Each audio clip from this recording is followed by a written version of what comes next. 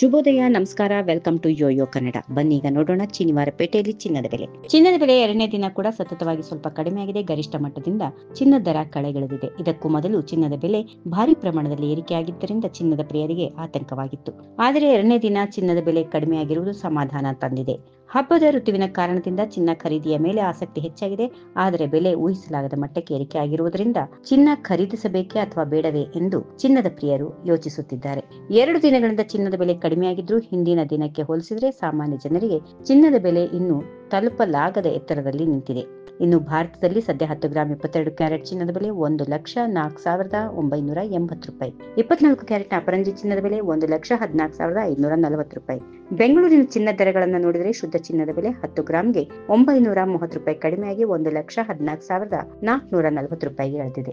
ಆಭರಣ ತಯಾರಿಕೆಗೆ ಬಳಸುವ 22 ಕ್ಯಾರೆಟ್ ಚಿನ್ನದ ಬೆಲೆ 10 ಗ್ರಾಂಗೆ 850 ರೂಪಾಯಿ ಕಡಿಮೆಯಾಗಿ 1,04,900 ರೂಪಾಯಿಗೆ ತಲುಪಿದೆ.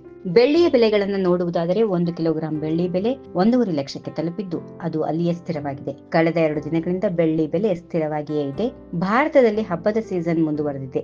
ಪ್ರಸ್ತುತ ನವರಾತ್ರಿಯ ಸಂಭ್ರಮ ಎದ್ದು ಕಾಣುತ್ತಿದೆ.